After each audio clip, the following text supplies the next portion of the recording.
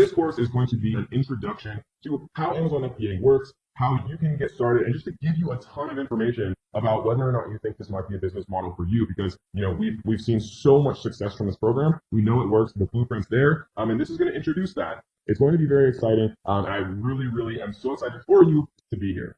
So what is Amazon FBA? Well, FBA stands for Fulfillment by Amazon FBA, and essentially what it is Amazon does a lot of the work on your behalf. And what I mean by that is, one of the hard parts with growing an e-commerce business is, if you get 2 orders a day, well, what you have to do is you have to process it, right? You have to take it down to UPS or FedEx. You'd have to, put it in a box. You'd have to label it. You'd have to pay for shipping. You'd have to ship it out. And that becomes really laborious and tiring and difficult to do once you start getting more than, 1 or 2 orders a day. We've had days where we sold over 1,000 products, in a single day, with my Amazon business. And so it'd be next to impossible to actually handle that scale and not get things confused and be able to ship things out on time. And that is where Amazon comes in, because Amazon allows you to actually, as a third-party seller, right, which actually represents over 50% of Amazon sales, they allow you to take advantage of their fulfillment network and their fulfillment resources, where you can actually buy products in bulk, from China, from a USA manufacturer, from wherever. You might buy 500 units or 1,000 units for $2 each.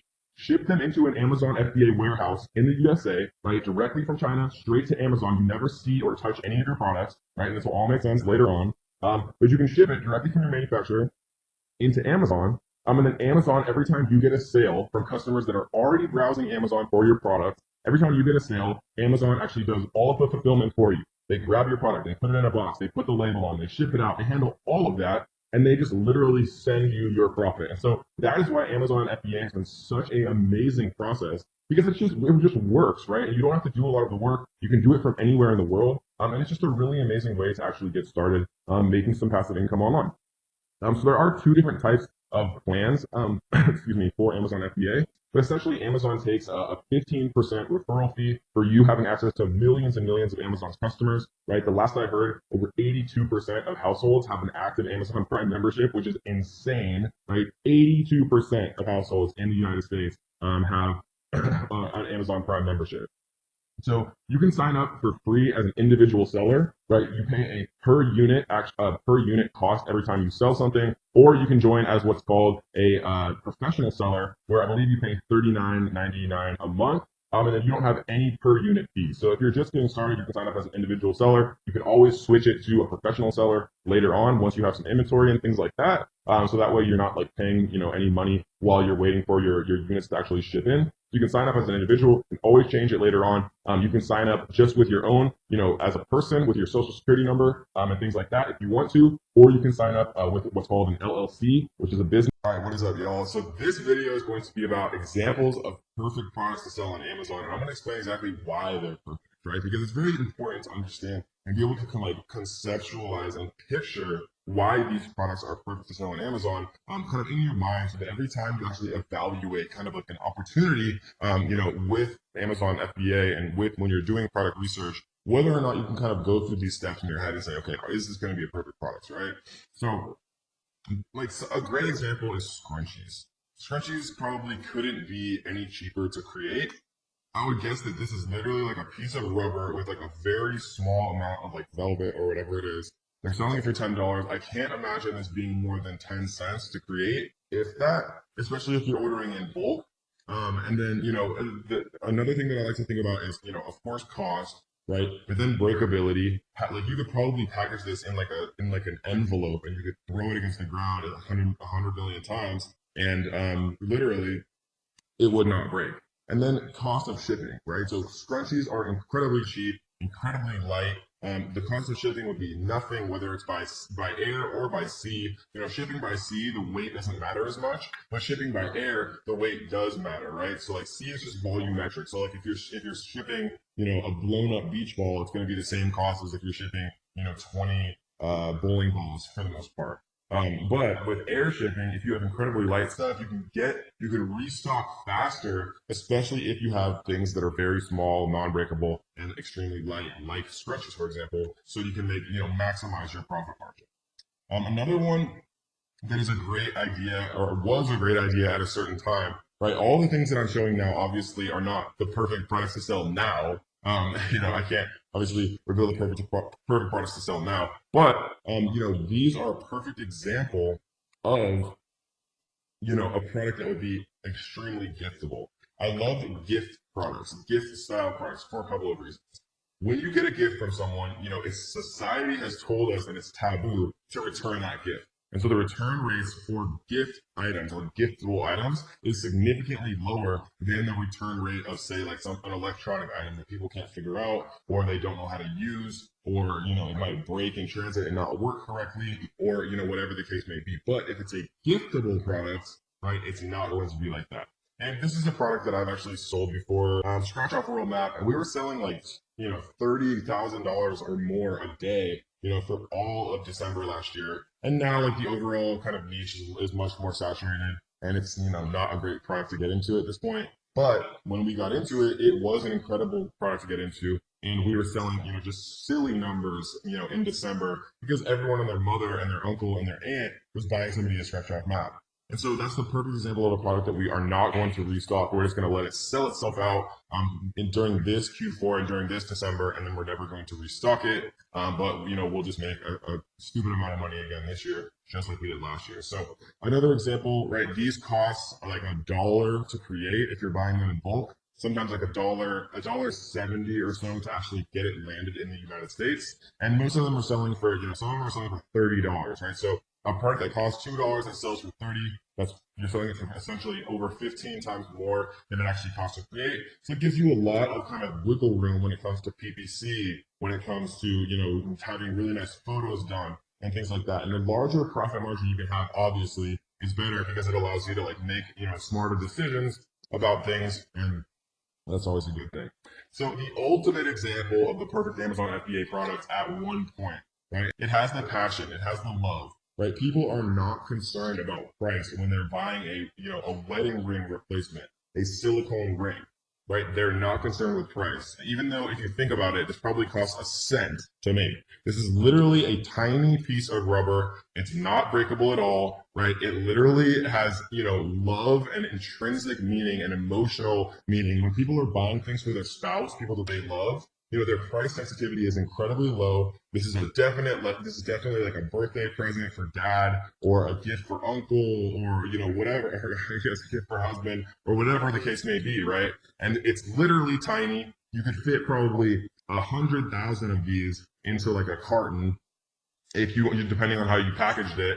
It literally is never going to break. It weighs probably less than an ounce, less than a gram, or whatever it is, right? It weighs nothing, very non-breakable, costs nothing to make, has that intrinsic value, has that emotional connection, meaning, and has the giftability, right? So this is like the perfect product to sell on Amazon FBA. So I just wanted to show you guys, 3 examples of the perfect product to sell on Amazon FBA. So you can kind of get yourself in the mindset, okay, giftable, non-breakable, very light to ship, right? Has like that emotional meaning or connection. A lot of these things can play in, and that's not to say that every product has these. I have a friend who makes hundreds of thousands of dollars a month selling copper pans on Amazon FBA, which literally is like heavy, big, has no gift meaning or not much of a gift meaning. There's no emotional connection to a copper pan depending on who you are, right? But he still makes a ton of money. So, think outside the box, but this is the general kind of thought process that I like to kind of put people in to really get the ball rolling. So we're going to go through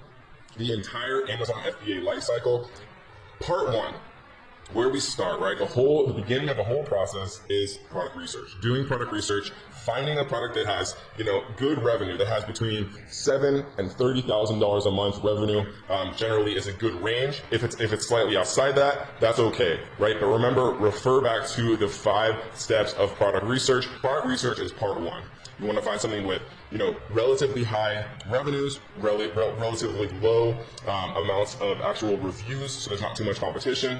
You want to find something that is not trademarked, something that has a relatively high number of monthly searches, and something that you've actually verified is getting sales using the iTrack 999 cart trick method. And remember, you can rewatch all of module 1. If any of that didn't make sense, as many times as you want.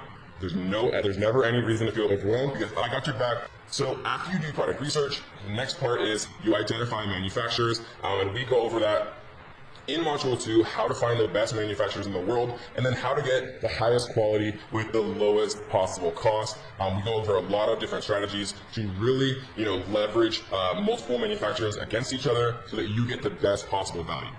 Once you identify your manufacturer, you want to get a shipping quote from your freight forwarder, right? And again, in Module 2, we introduce the best freight forwarders, the cheapest freight forwarders in the world. They're going to take care of your products and actually make sure that they get from your manufacturer into an FBA warehouse safely. Then you want to have your packaging and logo created. Again, we go over exactly how to do that in the course. Once you have your packaging and logo created, you want to order a sample of your products from the manufacturer that you end up choosing, right? And you want to make sure that the sample that you order is a completed sample, right? That the manufacturer makes the product itself. They also make the packaging with your logo on it.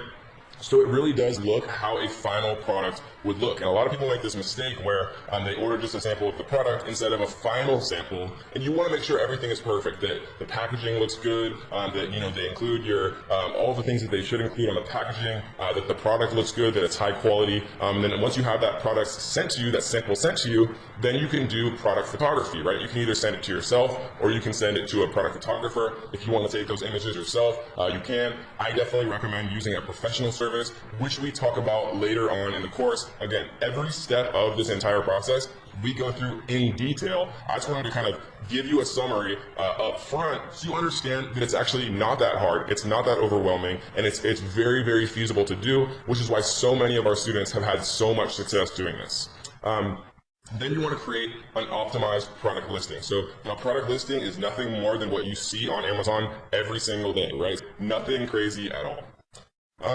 So once you actually order your sample, get the product photography and create the optimized listing, what you're going to do is you are going to place an order, right? Once you get the sample, and the quality looks good, the packaging looks good, everything looks good, then it's time to actually place an order with your manufacturer. And when you first do that, you pay a 30% down payment. So let's say that, you want to order 1,000 units, the total cost is $1,000, just for math being easy, then you would pay 30% of $1,000, right? The total amount you'd pay is $1,000, but for the down payment, you would only pay $300 or 30% of $1,000. That gets manufacturing started, that gets the whole process started, right? And it's basically you giving a good faith to your manufacturer saying, okay, I'm gonna give you 30%, you make it all, and then once it's done, and once I've inspected it, and once it's all good, then I'll give you the final 70%. So when you place your 30% down payment, you want to make sure that you do that on PayPal. You want to use goods and services, and you want to populate that payment with a credit card. And again, remember,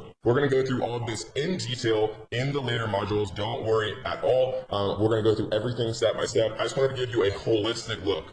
And then once you get the 30% down payment, they make all the units, and then when the manufacturing is completed, you get an inspection service, right? You can get inspection services for $99, super cheap. A third-party company comes in China, looks at all of the units, make sure that they're all completely good, that the quality is high, that everything looks perfect, and then once that final inspection passes, then you pay the manufacturer the final 70%, and everything is good to go, right?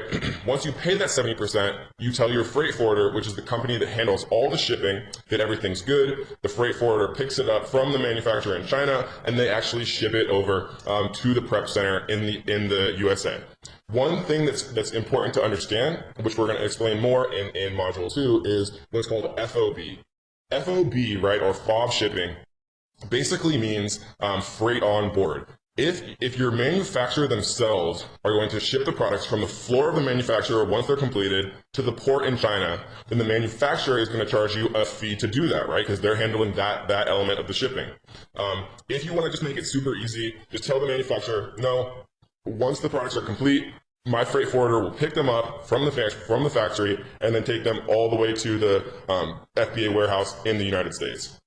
If you'd rather get a freight on board quote, which means that the manufacturer is going to ship them from the manufacturer to the port in China, and then your freight forwarder is going to take over, then you would pay the manufacturer a very small fee to handle that small amount of shipping from the factory in China to the port in China, right? But again, to simplify things, once your products are actually completed, then just say, hey, freight forwarder, my products are done, they're at this factory, and they need to go to this warehouse. handle it, right? Shipping is something that I never want to deal with. So that's why I found the best freight forwarders in the world. That's why I share them with you. And that's why they can handle all of this for the best prices in the entire world. So once you inform the freight forwarder of the completed order, the product is sent to the FBA prep center, and then there's things like PPC and product giveaways, but those are good things, right? That means that your product is actually selling. That means that everything is going good. That means you're getting your product from obscurity to page one. Using services like Sonbase, using services like Page Oneify, all of which we talk about in the course. And now, congratulations, you are officially an Amazon seller making sales. So, yay!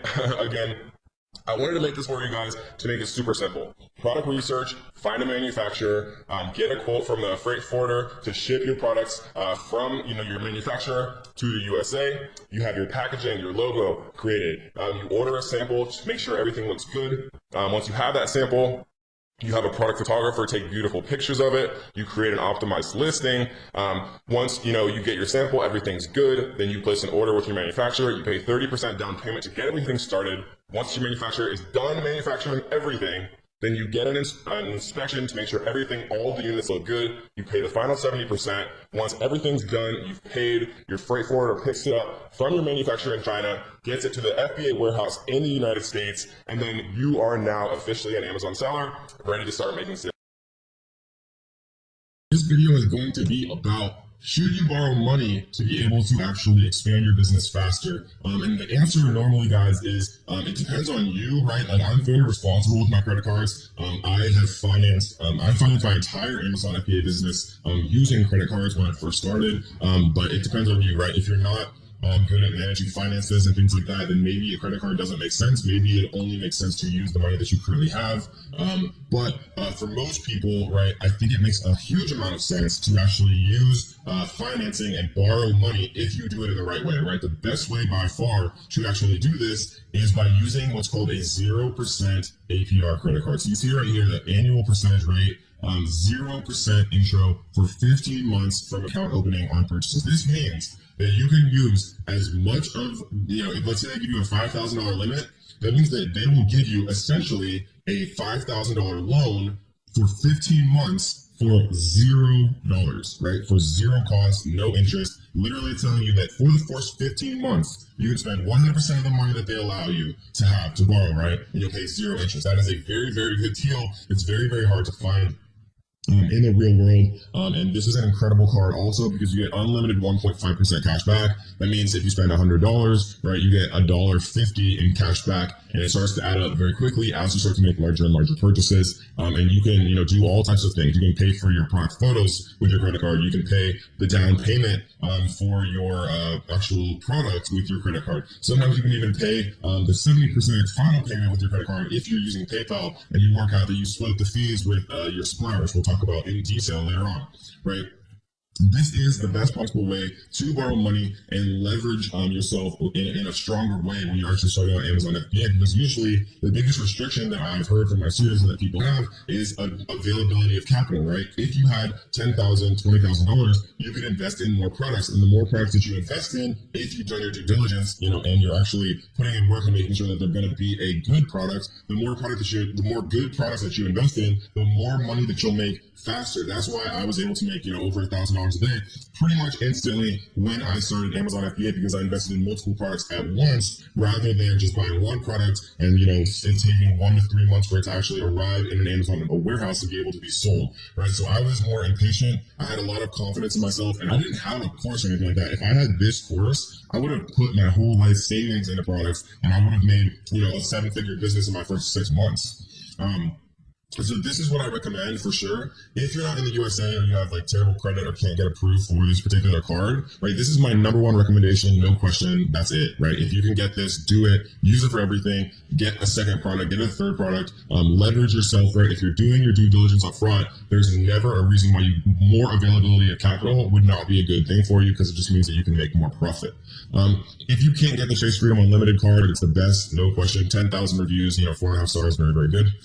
If not, right, there's PayPal business loans, fast access to fixed payment business loans from $5,000 to $500,000. There's also PayPal working capital, pay as you grow with PayPal working capital. Basically what this means is as you receive PayPal payments, they take a percentage of those payments and pay it back to the working capital loan. This one is better if you have a pre-existing business and you're taking money in on PayPal. You can take a loan out and then pay it off every time you get a new payment in from PayPal.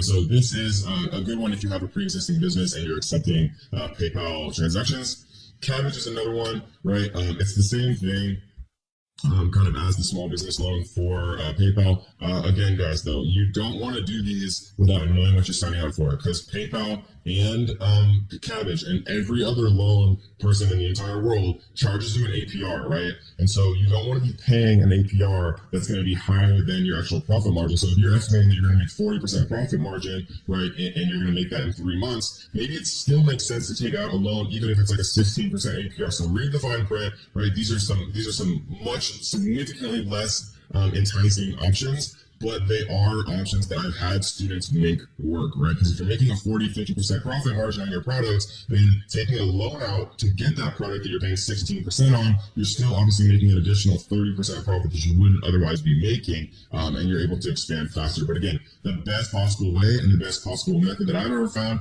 is 0% APR credit cards. I know that I provided you value, so what I want you to do is to like this video. I want you to leave a comment on this video. If you guys haven't already, make sure you subscribe, turn on notification bells, so that you will be the first person to be notified every time we drop a brand new video. This is the fun part of the course. This is Amazon FBA product research. This is where the magic happens. This is where the money is made. So we are going to be focusing on viral launch for much of this course because it is the best software available now, right? Originally it was Jungle Scout, and now viral launch has just really been exploding and expanding, and their team is very passionate and they're just doing very big things. The main tools that we are going to be using for Amazon FBA product research are going to be called market intelligence and product discovery, right? We see that for $59 a month, you can get product discovery. If you pay monthly, annually, you can get market intelligence, sales estimates, and a Chrome extension, and product discovery. You can get this all for $49 a month if you pay annually, or you can get it for $59 a month if you pay monthly, right? And so for our purposes, guys, all we need are these first two, right? Viral Launch is incredibly good at product research.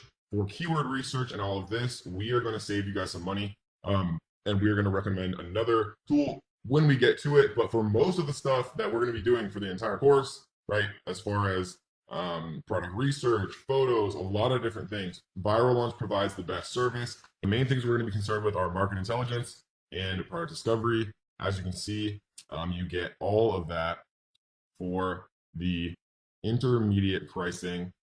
Or if you want the category search, which is helpful as well, you can pay for the $79 a month option. But for most of us, right, what's going to be the best kind of deal is either intermediate or advanced, right? So one of these two, I generally recommend people who are serious about this to just go ahead and grab the advanced option. So this video is going to be kind of an introduction to what Viral Launch looks like. In how to reframe your mind. When I mean reframe your mindset, I mean going throughout your day, everything that I see and everything that I interact with, I think about Amazon FBA. And maybe that's unhealthy, but it's helped me become very successful selling on Amazon FBA. Like, for example, I'll go to like a Mexican restaurant and I'll see that like little rubber mat that like they have in the kitchen that people stand on that food falls in, right? Like a restaurant non-slip mat. Or I'll see like a little menu holder, like an acrylic menu holder, and I'll think to myself, can I sell that on Amazon? And you just take notes on my phone all throughout the day, and then I come back and I check on these products via Viral Launch to see if the landscape is competitive, right? We're going to look at how many monthly searches are they getting? How many reviews do they have? How many people are trying to sell this product? Is there room for improvement on this product, right? What are the negative reviews saying? Could I improve the quality of the product? Could I add something to it to bundle? And don't worry, we're going to talk about all of this much more in depth as we move throughout this module, but it's just important to kind of get your mindset in a place where you're thinking about Amazon FBA, throughout your day-to-day life, because sometimes the best ideas will just come to you, right? So this is product discovery, guys. We can see right here, if we go to search, there's a couple of options up here. There's the normal product discovery, right? And what this means is you put in the categories you want to see. You put in, okay, I want to see products that have a minimum of $10,000 a month revenue. that have a minimum price of $15, that have a minimum review count, or excuse me, a maximum review count of maybe like 50 or 100 reviews or whatever the case may be. And you press show products and it shows you, right? Keyword, actually you can choose the category. Similarly, you can choose the the maximum review count you want to see, the minimum average monthly revenue of all the products you want them to show you. And then instead of showing you actual exact products, they show you keywords, right? And this is one of my favorite ways to use Viral Launch. And we're going to talk about all of this much more in depth. This video is literally just meant to introduce you to like all that's available to you and all of the advanced filters. This is really where you can kind of differentiate yourself from everyone else searching and really find the true diamond in the rough product. So we're going to focus on how I use these a lot in a little bit. And then brand. So brand shows you actual brands that sell on Amazon. Obviously, like Nike is a brand, but they're not a brand that we'd ever want to compete with, but it's just an example of a brand. It shows like little companies that sell tea or people that sell supplements or whatever the case may be. And you can jump very in depth on those brands and look at their sales history, if they're improving or going down or what's kind of going on. It gives you a lot of ideas about what you could potentially if you could potentially compete or create a product similar to what that brand is selling. And then category obviously shows you, in-depth categories, and you can take a look at things related to the categories themselves. So this is product discovery. This is a web app, right? You use it in by itself in a website right here. Market intelligence is actually a Chrome extension. So for example, if we come into Amazon and search garlic press, we would press this little button after we install the market intelligence Chrome extension, right? And it would show us all of the top sellers on page 1, right? So it's showing us Alpha Grillers is on page 1. They're doing about $22,000 a month, selling at $9.97, which means they have 2,255 sales every single month. We can see how many reviews they have, their review rate, right? Their review rating, like what their average reviews are. A lot of different stuff we can really see here. We can even see net profit estimates, but these are very, very inaccurate in all software, right? Viral Launch does a good job of this, but you can never rely on net profit because it's impossible for them to calculate that, for anyone to calculate that, because they don't know how much your cost of goods sold are. They don't know how much you're paying for shipping. So it's a good baseline, very, very general idea, but you need to do the calculation yourself. And we'll teach you how to do that in a little bit. We're using a tool called the Amazon FBA fee calculator. So this is the Market Intelligence Chrome extension, right? It's incredibly necessary to have both the product discovery and the market intelligence, right? The web app and the Chrome extension, because we're going to be using them all the time. If you want to go monthly, do monthly, right? If you want to go annual, do annual. But we're going to need it. It's one of the most important parts of the entire process regarding Amazon FBA. And we're going to be using it in all the rest of the videos throughout the entire course. And we're going to show you some really, really cool tricks how you can find products doing $10,000 a month, $20,000 a month, or even $30,000 or more every single month, and how you can actually enter that market and make a bunch of profit. Let's get into Seller Central, guys. This is where the magic happens. This is where all the money is made with Amazon FBA. And it does look a little bit overwhelming at first, but I promise you guys it's actually not that bad. And we're going to go through all the things that you're going to be able to need, that you're going to want to need most. You don't have to have your Seller Central name the same as the name of your LLC. Right? It can be different, but it is important for it to match. And we'll go into this more later on. Is it your Seller Central name, right? The name of your store. And we can actually look really quickly at like an Amazon store, just so you guys kind of see what I'm talking about. So this is what an Amazon store is, right? Let's just type in malls. What you'll see is the name of the actual seller right here is Click and Play, right? And so that does not necessarily mean that their LLC is called Click and Play. It could, but it doesn't mean that. What's important is you want your Amazon Seller Central name, which you set up when you sign up for your account. You want that name to match what you trademark. And so they probably are going to trademark like Click and Play products, right? Like the actual word mark, which again, we'll talk about later on, so don't worry about it. But what this allows you to do is it gives you protection if your Seller Central name matches your trademark. If people are trying to hijack onto your listing, again, which we'll talk about in a little bit, It just makes things easier. When you register for a trademark, it allows you to get brand registered. It allows you a lot of protection against, scummy people who want to do you wrong on Amazon. If your Amazon Seller Central name matches your trademark. So don't worry about any of that right now. Remember, we're going to go through the entire course before we actually do or implement anything so we don't make mistakes. But it's just something to keep in mind that you want your Amazon Seller Central name to match what you're going to eventually file a trademark for to protect yourself from people that are trying to do you wrong. So this, guys, is Seller Central. This is actually a live account that I used to have. We had a couple of test products in here. This is going to be the Seller Central account that is actually going to be used throughout the entire course. So we see that we actually have some stuff live here. We're selling a conversion ping pong table set, which actually does incredibly well. We're selling a 24-inch round color spinning prize wheel, and we're selling some Moscow mules and some other stuff that are out of stock. And so this is Seller Central, guys. This is what you're going to see every single time you do log in. And so most of the stuff that we're going to be using, guys, is in the manage inventory right here, right? This is where you add products. This is where you add variations. This is where you do a lot of stuff that we're going to talk about a little bit later on. We don't often use this pricing dashboard because you can actually just set the price in the edit screen, which is how I do it myself and how I teach people to do it. Orders you don't really use as often. This is more for what's called FBM, right? Fulfilled by merchant. If you're actually like shipping out like handmade towels or something from, wow, my examples are so bad. If you're shipping out like handmade pillows from your house, right, and you're shipping them out one at a time, then you might use manage orders more often, or if you have to deal with like customer service and stuff like that. But this is more so for FBM, which is fulfilled by merchant. We are all doing FBA, which is the much more scalable option, right? Because if you FBA stands for fulfilled by Amazon, and so what that means is if you sell 1 unit a day or you sell 1,000 units a day, Amazon will fulfill all of those for you. You don't have to go to FedEx or UPS and actually package all of this stuff yourself. And so we're not going to use orders too much. Advertising and inventory are definitely the two things that you're going to use most often.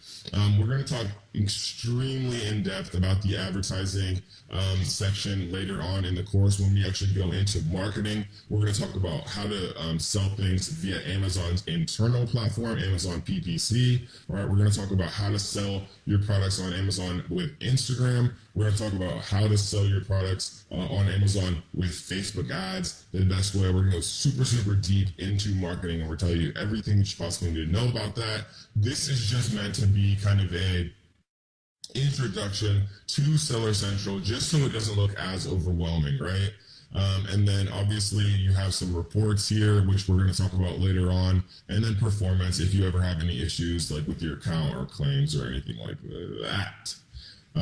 And so that, guys, is the overall kind of little tutorial. Really quickly, I want to jump into the edit section because, again, this does look a little bit overwhelming for people when they first start out, but it's actually not that bad, right? So this is where you put your title, very simple. This is where you put your manufacturer, your brand name, things like that. If you have any variations, but variations aren't available for this category, this is where you set your offer. If you want to put a sale price, right? If you want to say, well, it's normally $250, but we're going to have a sale price of $199, right? So Amazon would show a strike through here, and this would be the final price that your customer would pay. Most of the stuff is inapplicable to these type of products. Like if you're selling things with lithium ion batteries and things like that, or if you have applicable dangerous goods regulations, right? But that's obviously not applicable for a ping pong table. This is where you put your images, very self-explanatory, obviously. Your description, right? These are kind of like the bullets that show on an Amazon listing and things like that. And so this is where you put search terms and things.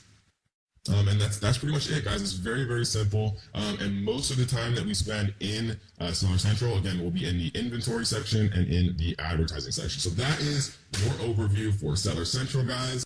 All right, guys, I hope you're ready to learn. I hope you enjoyed Module 1. I hope you just got absolutely flooded with good ideas on how to find your first profitable Amazon FBA product, because in this module, we're going to be teaching you how to find the best manufacturers in the entire world to actually create your products, right? Because the relationship that you have with your manufacturer will be one that is either very good or very bad. And I'm going to teach you how to guarantee, at least as much as it's possible to do, that your relationship is going to be a good one with your manufacturer, right? So this, guys, is Alibaba. For those of you who've never seen this before, welcome. Alibaba is a massive, multi-billion dollar company created by Jack Ma and a bunch of other people. This is most of the things that you see in your house right now. Most of the things that you're probably wearing on your body were made from manufacturers that are listed on the site, right? This is basically like a massive directory of manufacturers, most of which are based in China, but there's also like Alibaba Vietnam and like Alibaba India, and lots of different kind of versions and outfits of Alibaba, because like I said, like they're mainly like a directory of manufacturers that can pretty much produce anything. So you could do Alibaba Vietnam, Alibaba India, but most of the time I just use normal, good old fashioned Alibaba. And that's what we are going to talk about today, specifically how to find manufacturers and what to look for to, make the chances that your experience with a supplier is good, right? Supplier, manufacturer, kind of the same thing. What you don't really want is a wholesaler. You don't really want to work with any middlemen, right? You want to find the person that's going to give you the absolute lowest possible price, and you want to work with them, right? Because the lowest possible price means more profit. So let's actually dive in on exactly how we're going to find the best manufacturers in the world. So the first thing that I like to do is actually change this little thing right here, right? Because if you do by products or by suppliers, two things are going to happen. If let's, for example, say that I want to look up someone to make coffee mugs. If I type in coffee mugs, there's going to be literally 251,102 results for coffee mugs, which is absolutely insane, right? And so instead of doing it by products, right, because most of these listings are individual listings, many of which are actually created by the same supplier. So like you might say, okay, these four are perfect, so I'm going to reach out to all of these people. But what you might find out is you're sending 4 different emails to 4 different listings, but they're all going to the same supplier. So what I like to do instead is never ever choose wholesaler, just choose supplier, coffee mugs, and type in search, right? And now instead of 251,000 results, there's 100 or 1,902 suppliers, right? It makes it much easier, and significantly it'll save you a lot of time kind of doing it this way, rather than kind of wasting your time and sending 251,000 emails. This video is going to be about how to actually ship your products from China directly to the manufacturer inside of an Amazon FBA warehouse in the USA. And so how you actually have to do this is a little complicated at first for some people, but if you actually think about it logically, it makes a lot of sense, right? Because what ends up happening eventually is you need to have a barcode to send to your manufacturer to actually create like a little sticker and put it on each box so that your inventory is completely ready to be scanned in by Amazon when it actually arrives, because you're never actually getting the inventory. Like they don't ship it to you and you ship it to Amazon. Your manufacturer ships it straight to Amazon, and trust me when I tell you, you want it that way. And so in order to actually ship your products from China to the Amazon FBA warehouse directly, you have to have like all of your barcodes and things kind of figured out. And then you basically just send your supplier an email, with the carton labels and with the UPCs to actually put onto the product itself. And so how we're going to do this is we're going to go to add a product, and we're going to create a new product listing right here. And let's just use the example of a coffee mug. We're gonna choose coffee mugs right here, and it auto populates this little thing, this little kind of template menu thing, vital info, right? Product ID. So there's a couple ways to do this. There's a way to do a GTIN exemption that we're going to talk about just briefly if you don't want to do UPCs, but most people do UPCs. right? So there's been like, arguments and controversy for literally like a year or more about whether or not you're supposed to use what's called GS1, which is Amazon's officially recommended UPC provider, but other people use other things that are significantly cheaper, right? And so if you see GS1 right here, 1 through 10 is $250 plus a $50 annual fee. So for 10 UPCs, and UPCs are just barcodes that every product has, right? Universal product code. So it's like $300 for 10 here, or if you use a different one for 10, it's $37 instead of 300, right? And so, you know, basically the summation of all of this controversy and what everybody's talking about is Amazon tells you when you try to create a product listing, like here, I'll use a UPC, and this is just a UPC that I bought from Nationwide Barcodes, right? From the much cheaper version. When I paste it in here, it says the validity of a product ID is checked against the GS1, GEPI, and ISBN databases. If your product ID is not registered with GS1, then the link ASIN will be suppressed and it may result in removal of your product creation privileges, right? And so this is basically a warning that says not to do it and that you should use GS1. If you want to err on the side of caution, right, use GS1. I personally still use Nationwide Barcode because I have, a bunch of them that I already bought and it's literally like 10 times cheaper for Nationwide. And Amazon still allows me to create product listings using Nationwide barcodes, the cheaper barcodes, right? And I think it's very, very unlikely, personally, right, that Amazon is going to go and retroactively, mess around with listings that have used Nationwide or any of the other millions of UPC services because it would just destroy their catalog. But if you want to err on the side of caution, right, then just get GS1 barcodes directly and pay the $300 and for 10 UPCs. And then, in the grand scheme of things, $300 is not that much money for, the ability to list 10 UPCs. Or if you want to save a little bit of money and live on the wild side like me, then use nationwidebarcode.com. And these are actually purchase barcodes for Amazon. So if we come to the actual site itself, then you'll see barcodes for Amazon right here. And then it says the pricing right here. You just choose how many you want, and that's it. So it's pretty easy. So the safe way is GS1 for 300. A little bit less safe way, but the way that I personally do is Nationwide barcodes for 37.50. And I'll continue to use Nationwide barcodes until Amazon literally does not allow me to create a product listing without using GS1. If they ever force me to use GS1, then because at the time of making this video, you can still use and create Nationwide barcodes. We're doing it every single day, but Amazon may eventually, right? And I want to make sure you guys always know what to do. Amazon may eventually force you to use GS1, and then you'll just have to pay the more expensive price. Or, if they force you to use GS1, you don't want to pay the more expensive price, you can research what's called a GTIN exemption request. We're not going to go into that because most people don't need it. But if they force you to do the GS1, you really can't afford the GS1, then just Google search or YouTube search how to do a GTIN exemption. It's a little bit more complicated, but it's a way that you can avoid paying the GS1 pricing if you really don't want to.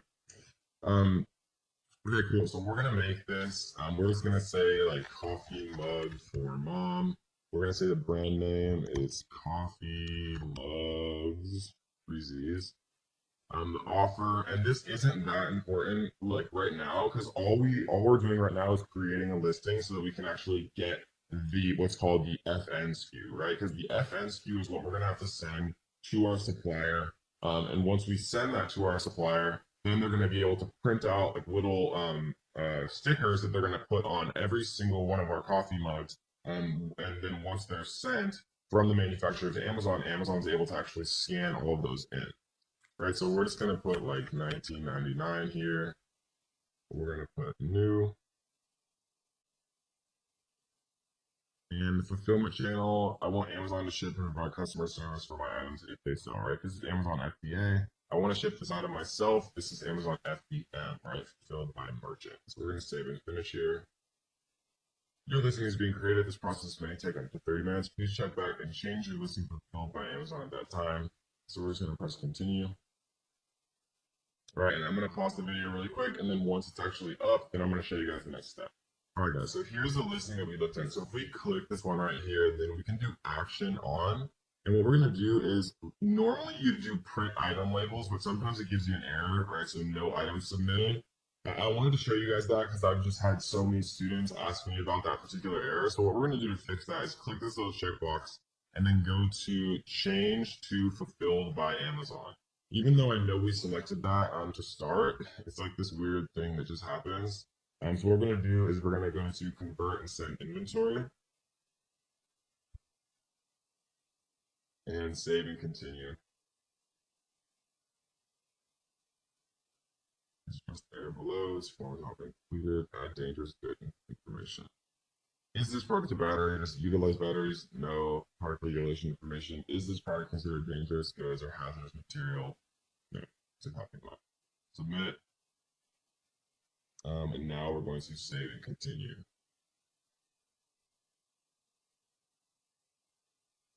So now what we're able to do, right, and we're going to actually go back into inventory because I'm going to show you guys how to actually send inventory in a second, because this is how you get what's called your carton label. So two things that you need to send to your manufacturer at the end of the day are your FN SKU, right, which is basically just like a little barcode like you see on any product, right? That's one thing.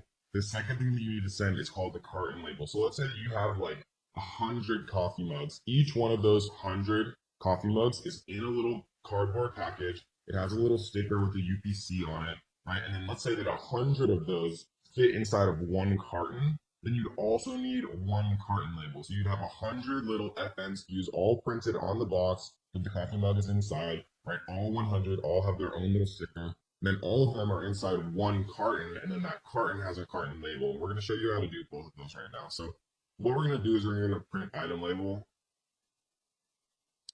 And what we're going to do is go to print item labels right here. And so this is going to download something. And so we're going to send this to our manufacturer. And this is the little barcode right here where it allows Amazon to actually scan this. So we're going to save this to our desktop.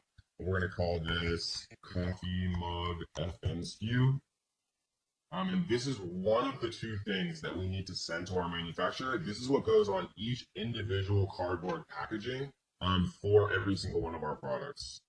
And so the next thing that we're going to do is we're going to go back to inventory here, and we're going to we're going to click this little box, and we're going to go to send replenish inventory. And this is going to open up the workflow for actually creating carton labels and telling them, what's going on with the shipping plan. So the two different things here, and I want to actually bring this up.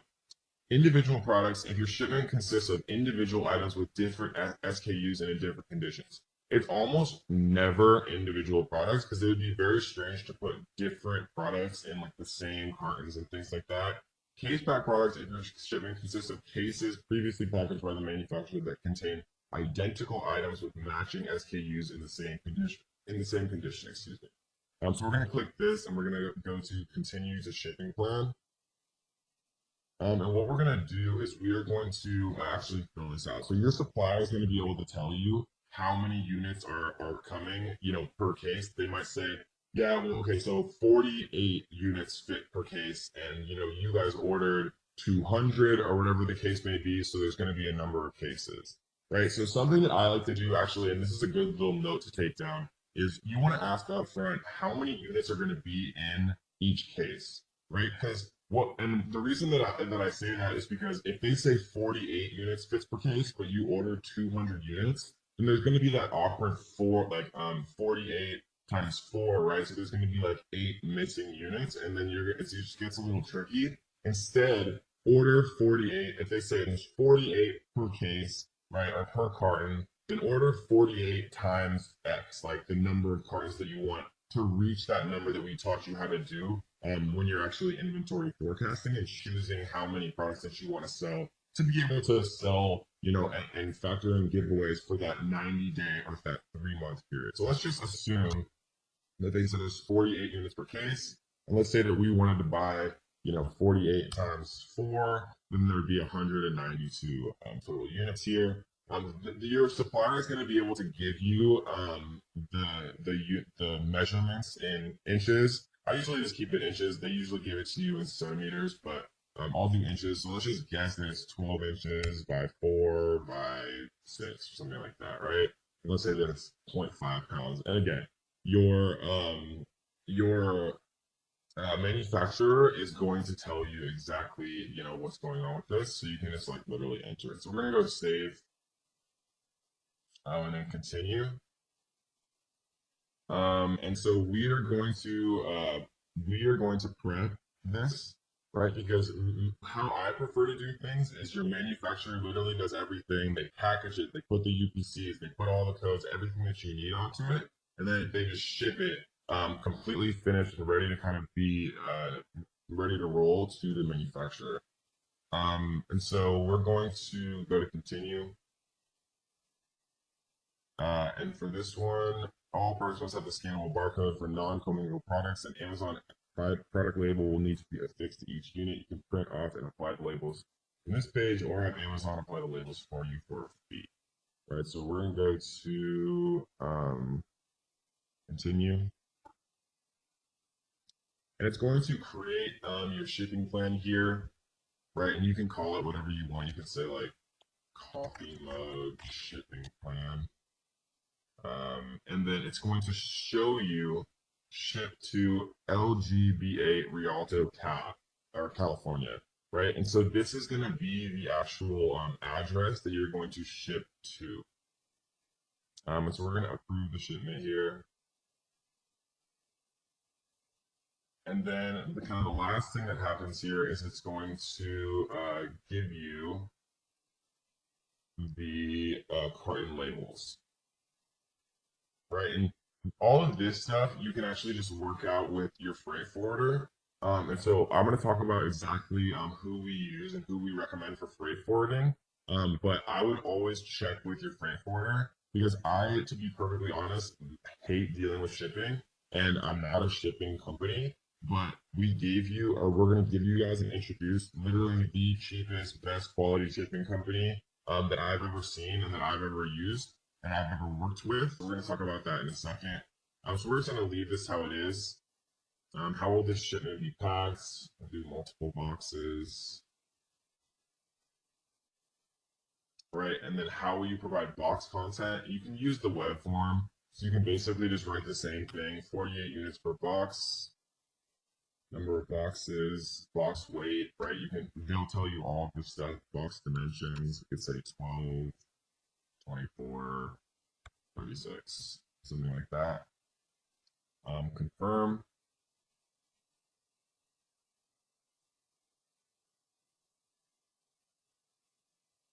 So you can calculate the shipping charges here. And then this is basically going to give you your shipping fees. Say I agree to the terms and conditions. And then you press accept charges, right? And then you can print the box labels here. And the box labels are your carton labels. So I'm not actually going to do this because this is just like an explanatory. This is just an explanatory kind of tutorial. I'm not actually creating the shipping plan. And Amazon would actually charge me if I click this button. But you just press this button, right? And then the last thing you do is print box labels. And the two things that you're sending to your supplier are the box labels or the carton labels or whatever you want to call it. And then also your FN SKU that we downloaded that I showed you exactly how to do. And those are the two things that your supplier needs to be able to, properly label all of your individual products and then properly label the cartons that your products are inside. So that is the shipping plan. That is generating an FNSQ from a UPC, right? We talked about GS1. We talked about nationwide barcode. We talked about the GTIN exception if you're really not trying to use GS1 and they are disallowing sometime in the future using nationwide barcode. In this video, we're going to talk about how many units to order on your first order. Right, because this is a question I get all the time, and it's very important because I think a lot of people have misconception that they should order 500 units, right, or 100 units or something crazy like that. And we're going to talk about mathematically how to break it down because it depends on what product that you're going to invest in, what niche that you found, what you think is going to be a good product after doing your due diligence, right? Because whether it's a garlic press or something that sells much more popularly or something that sells much less so than a garlic press, obviously you'd want to order different quantities, bearing in mind the long-term storage fees of over 180 days. So let's teach you guys exactly how we're going to do this. So we're going to come in and type in garlic press, obviously, which would be like the highest volume keyword related to the garlic press niche. And what we're going to do is we're going to run market intelligence here. And we are going to take this whole thing, right, the top, the first 16 on page 1, and we are going to export.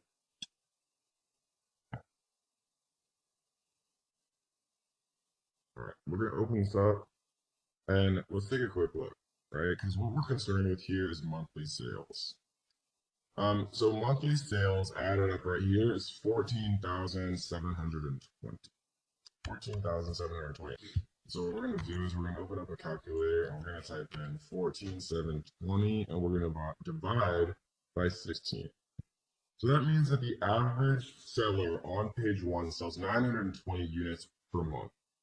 So if we divide that by 30, right, we see that they're selling about 30 a day on average, right? So if they're selling 30 a day on page 1, what I like to do, guys, and this is a general rule that I follow. You never want to be in stock longer than the 180-day long-term storage mark, because I showed you guys that the fees get like 20 times more expensive, and it's just crazy, right? You never want to be in stock less time than, I would argue, about 3 months, right? And the reason for that is because to get products made and to get them shipped from China on a ship available for sale in a warehouse in Amazon, I've found takes normally at the maximum about 3 months to do, right? So what we're going to do is we're going to multiply this 30 units per day times 3 months, right? 3 months times 30 days is obviously 90 days, right? Times this 30 here, we see is 2,700 units, right? And so I know that probably seems like a lot. I'm just going to actually write this out. 30 units a day times 90 days. Right, so 2,700 units probably seems like a lot because people have like this weird misconception in their brain that they want to do 500 units to start. But I've seen this happen so many times, like even with my students, because I know it's like hard and you have to, have a lot of faith, especially to invest more money and more units. But if you do your due diligence correctly and you're actually like eye tracking and doing the 999 card trick on like as many of these people as you possibly can, right? The way that I just showed you how to do is the fast way. It's how to calculate an average for sales. But if I was going to invest money, I would be checking at least like the top 5 with the iTrack 99 cart trick method, because that's true source from Amazon sales data. And if you can get 5 of these guys into your iTrack and you can tell, okay, they had 100 yesterday, they have 70 today, they have 40 tomorrow, then they're obviously selling 30 a day. If you know for sure from the iTrack and the 999 cart trick method on like a niche that you're going to enter, I feel 100% confident making this calculation. I feel 75% confident using market intelligence. It's the best piece of software, right? I trust them a lot from a sales perspective. And if you average out everybody on page 1, it gives you a better idea of what's going on. And if you want to be super slick with it, you can exclude these little ones right here that are review outlier and sales outlier. So we see that they have 3,700 and everyone else has significantly less right here. And so, generally I'd like to err on the side of caution. And so I would probably take out like the top maybe 2 from a sales perspective that are high. And I might take out like the top 2 that are low. So we see that that one is pretty low, and we see 220 is pretty low. So if we do this, and we export it, and this is like erring on the side of caution. I prefer to err on the side of caution, to be honest. We see now that. I don't think this actually got removed. So this is or blue, so we'll just remove it manually. Or blue, Uber Chef, and the Alpha Grillers, which is actually kind of sad, to be honest. And finally, we'll delete Sunkuku. Sunkuku. Okay, cool. So let's recalculate this and see how much it changes the average. So monthly sales, right? So now our new number is 8,256. 8,256, and we see that there is 12. So it's obviously going to be a lower number. Let's see, 8,256 divided by 12 is 688 units per month. And if we do that and divide it by 30 days, you see it's 23 units, right? So 23 units per day times 90 days. Times 90 is 2,064. So it's 2,064 versus the original calculation of 2,700. And whether you like to go all in and bet on the fact that Amazon is a beast, which it obviously is, or you want to err on the side of caution, there's two different ways for you to kind of do it. I'm more so kind of in this boat just because I understand the power of Amazon now, especially with like holidays. If you have a giftable item, like I recommended that you should, with holidays, with Mother's Day, Father's Day, Valentine's Day, and especially obviously Q4 from December 1st till December like 21st or 22nd, Amazon is just freaking insane. Like it's unbelievable how Amazon is. Like your sales can 2x or they can 10x. And so this is generally how I like to do it, guys, when I'm kind of doing my calculations on how many units to order. The second thing to bear in mind, let's actually err on the side of caution. Let's decide that we chose 2,064 units, right? Because that's the 23 per day times 90 days. We have one more consideration. This is units to order, but we also have to think about giveaways, right? And what giveaways are is the way that you artificially boost your listing to page one. And things have been changing a little bit, but I really don't think that Amazon's going to be able to get away from giveaways. Giveaways are probably either going to stay similar to how they are now, or people are going to have to figure out how to sell their products at full price. And then people are going to be reimbursed on PayPal, and the same type of like sales velocity is going to happen. And if this sounds like a complete gibberish to you, don't worry, because we're going to talk about this really in depth in the launch module of how to get your product to page one, because it's a super important part of being a successful seller on Amazon. So these are the 2,064 units, but we actually have to think about one more thing. A giveaway means that you're basically giving away units for free to trick Amazon's algorithm into artificially putting your product onto page one. And when people are searching for garlic press and they see your product on page one, as long as you have a few good reviews and you have a very well built listing with beautiful pictures and things like that, they're going to buy from you. And so what we have to do is do 7 days, right? Because most giveaways last between 3 and 7 days. I like to err on the side of caution here. So 7 days of giveaways times the 23 units per day is 23 times 7 is 161, right? Additionally, so we're going to type 161 here. And then we're going to add the 2,064.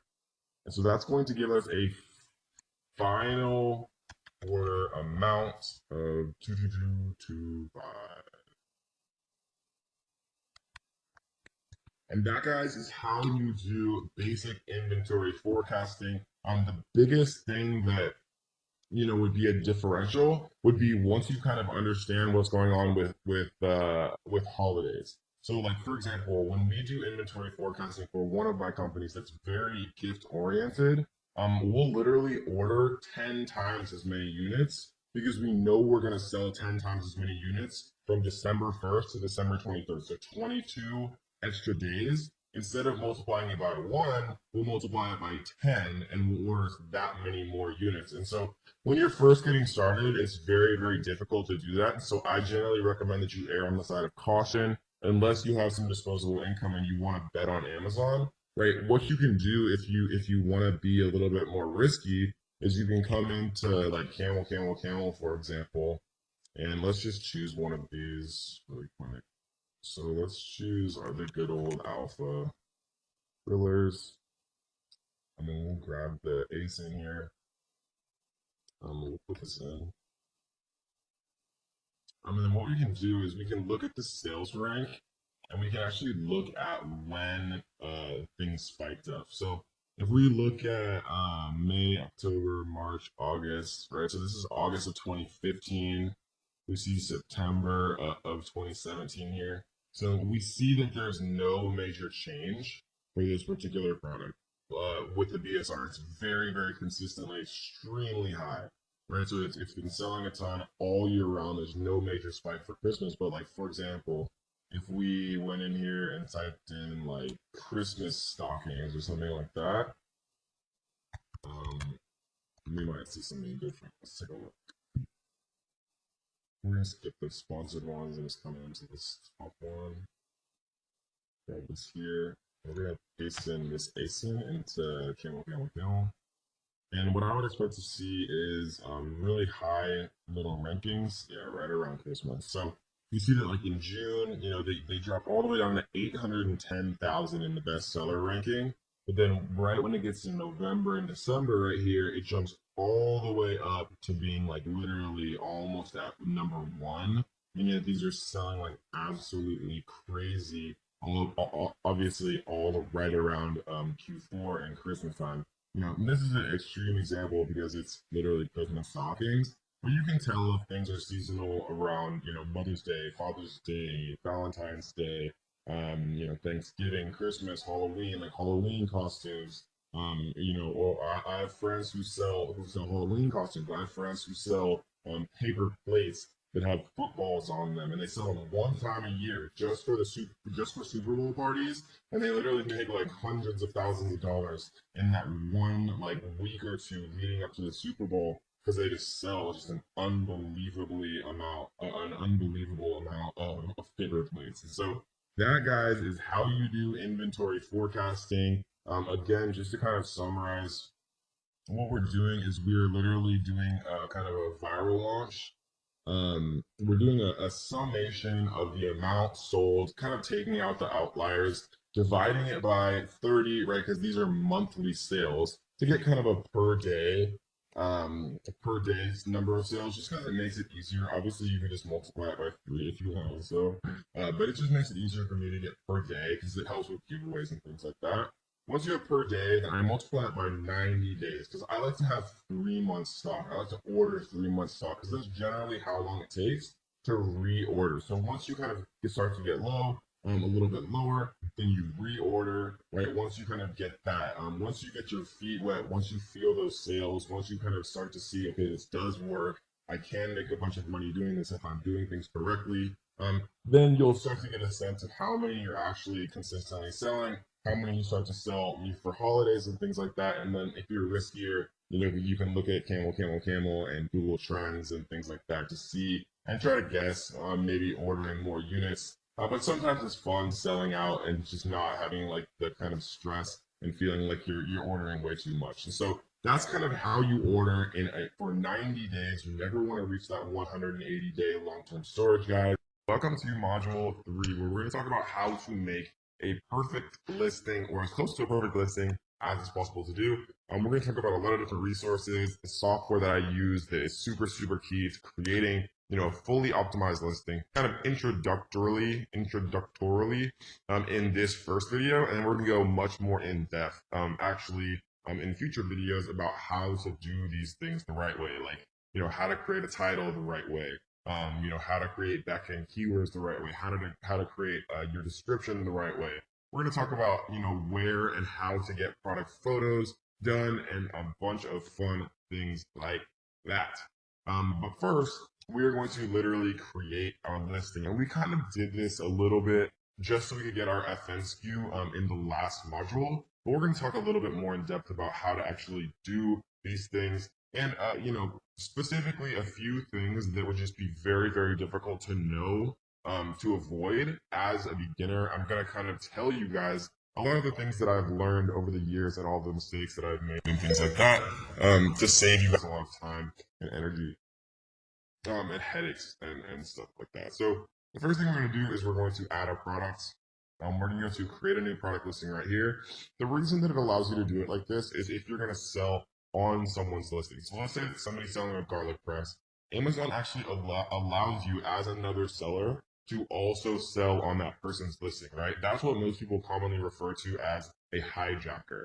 And so when you get a hijacker on your listing, it means that, they have the ability to price their products lower than yours and steal what's called the buy box, right? So if there's 10 different sellers on one Amazon listing, then who has the buy box means that when someone actually clicks, add to cart and buy, whoever concurrently owns the buy box, like right, Amazon calls it the buy box, gets the credit for that sale and gets the money for that sale, right? So owning the buy box on your listing is definitely something that you always want to keep in mind. And so we're going to talk about the best ways to do that and the best ways, to actually combat when you do have a hijacker, all later in this module. But before we do that, we're going to talk about just a few simple things when it comes to actually creating a product listing. So we're going to click create a product listing here. We're going to do one just for a basketball because that was the first thing that came to my mind just now. You'll see that there's different categories here, right? For example, basketballs, toys and games, sports and outdoor play, sports, basketball, basketballs, right? Or we could do sports and outdoors, sports and fitness, team sports, basketball, basketballs, right? In my mind, I would rather actually choose basketballs in sports and outdoors just because, basketball to me is more a sport than it is toys and games, right? These toys and games might be like little plastic basketballs or like the tiny ones that you shoot at like little tiny hoops that you like stick to your wall, right? So I'm gonna choose this one, and you'll find that sometimes or always it's worth reading these like categories and subcategories because there'll be small differences, and you want to make sure that you're actually in the most accurate category, right? Because a lot of people teach that you can try to sneak into like these weird like secondary categories so that you can rank higher and get like the Amazon Choice badge. But Amazon has gotten so much smarter about this over the years that trying to outsmart Amazon by misappropriating where you actually should be categorizing your product in the long run is never going to benefit you. So how I teach it now, and I won't lie, like years ago it was better to try to like game the system and rank higher in like weird categories, get the Amazon search badge, and then switch your what's called a node, subcategory node. But Amazon has gotten much smarter and they don't allow you to do anything like that or change your subcategory node. So what we're going to do is just choose the most fitting selection here as far as categories. It's going to pre-populate us a listing right here. Right, so product ID, we're going to use a UPC here. And I already have this pasted. These UPCs I actually purchased from nationwidebarcode.com. Right, I'm not, and I already talked about this, so I'm not going to go super in depth. Amazon suggests that you should use GS1 barcodes. It's $300 for 10 GS1 barcodes. It is $30, $37 for 10 barcodes from Nationwide Barcode. In my experience, in the last 2 years, they've always worked exactly the same. Is Amazon eventually going to force you to use GS1? Maybe that time has not come yet, and so I'm not going to worry about it, right? And so we're gonna just put basic stuff here: basketball, manufacturer. This would be the name of whatever you want your Amazon store to be called, right? This is also going to be the same name of what you're going to get trademarked, which we're going to talk about a little bit later on as well when we get to the brand registry section. And so what we're going to put in for manufacturer is going to be the name. So we're going to pretend like I'm going to do coffee. We're going to sell everything coffee related. So we're going to do KD Coffee. Oops, KD Coffee. We're going to change this to Coffee Grinder. So KD Coffee. This is going to be the name of our Amazon store, right? It's like a little link that's actually highlighted that you can click on and you can look at their product portfolios and things like that. This is also going to eventually be what we trademark, so we want it to be something, meaningful to us. So coffee grinder, we're going to come back and actually recreate this product name, right? Because this is going to be our title. Variations we're not going to touch for now. Price is actually very important because Amazon has this thing called price band restrictions. And what a price band restriction means is if you set a price originally for your product, and there's other factors too, like the average price of your competition, but it's not as heavily weighted as your initial price you set. If you set a price at like $19 and then your product starts selling like crazy and you want to raise your price to like $49, Amazon won't let you do that. Okay? So the smart thing to do is set this original price at the most you could ever imagine selling your product for, right?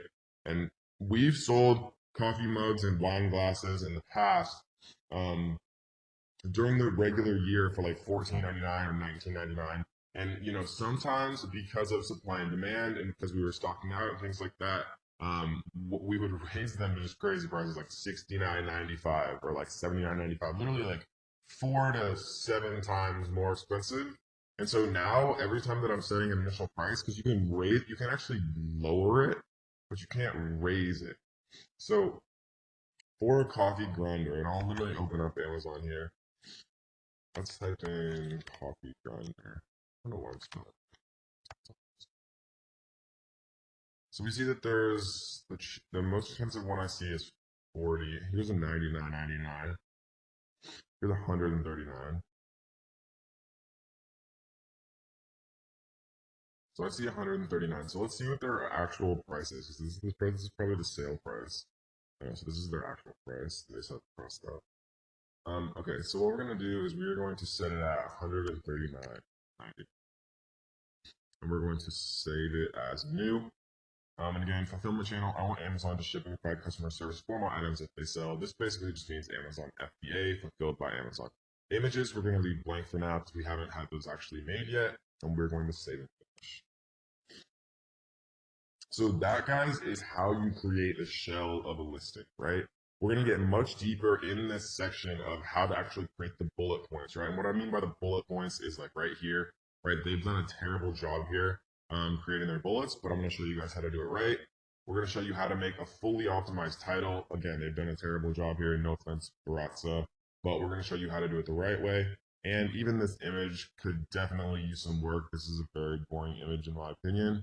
And so we're going to tell you the best way to actually get product photos done. And we have, of course, very, very steep discounts to have them done for you in the best possible way. So that, guys, is a very basic introduction as to how to create your product listing the right way, how to categorize it the right way, how to make sure that you don't end up facing, trouble with price band restrictions, which hopefully you'll never even have to think about if you watch this video and listen to me, but it has, it's devastated certain people outside of my course in the past. I've seen it all the time where somebody tries to raise their price and they lose their own buy box, right? Even though they're the only seller on a listing, they'll still lose their buy box. And I know that sounds crazy, but you guys will never have to experience it if you just set your price very high to start, and then we can lower it and we can set a sale price when the time actually comes. Well, we're going to be discussing how to get reviews and launch your Amazon products the right way to get to page one fast. And when I say get to page one, I basically mean, when you type in garlic press, the first page that you see is, quote unquote, page one. It's by far the most purchases for any specific product category or product keyword. They occur on page one. Because if you see, nice looking products with good reviews, nice pictures at a reasonable price, you buy it. Right, most of the time you don't scroll to page 2 or scroll to page 3 or anything like that. And so, kind of how this process works, guys, and it's very important to understand this, is kind of in a sequence of 4. The first step is setting up your email sequences. Email sequences basically like once somebody purchases from you, you can send them automatic emails saying like, hey, thanks for purchasing that awesome garlic press. I hope you like it and enjoy it, right? And then 3 days later, you can say, by the way, if there's any issues with it at all, like feel free to email us, right? Because if you can get people to email you rather than, leaving a negative product review if they have some like small issue or it breaks or something, it's almost always worth it to do that. And then you can send one 5 days later, 7 days later, like asking for a review and things like that in the right way. And so we're going to talk about like some tricks and some hacks that I've learned over the years to actually set these up kind of correctly and just do things in a way that's going to prompt the most interaction from the customer. Because if you can get people to interact and actually open and read your emails, they're going to be much more likely to actually purchase. Or excuse me, to actually leave you a review and things like that.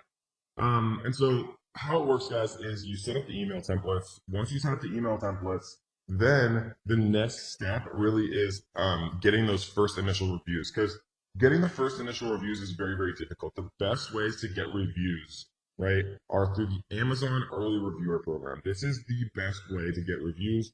Basically, how it is Amazon incentivizes people who purchase from you to actually leave a quote unquote honest review, and Amazon gives them like a $1 to $3 Amazon gift card for doing that.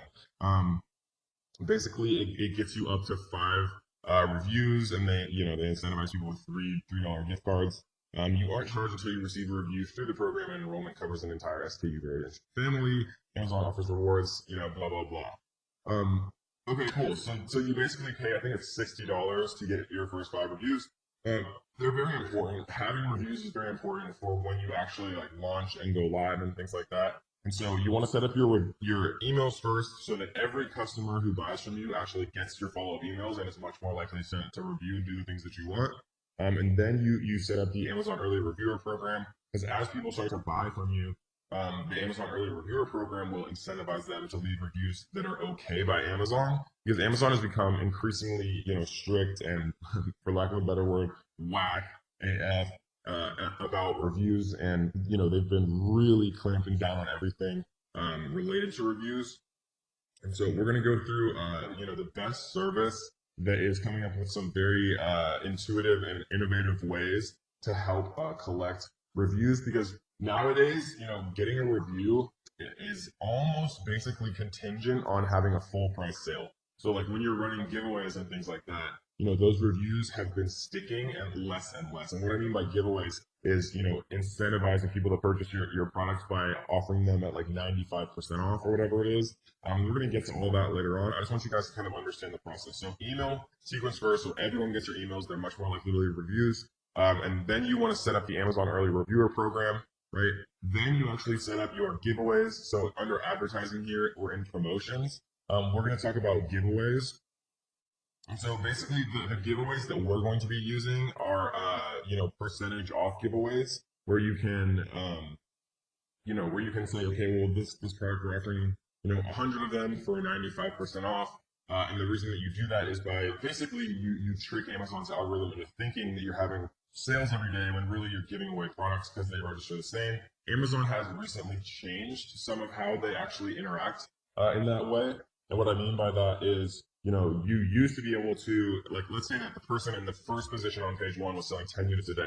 You used to be able to give away 11 units a day for anywhere between 3 and 7 days, and then you'd outrank them because Amazon would say, okay, well, you're selling more than they are.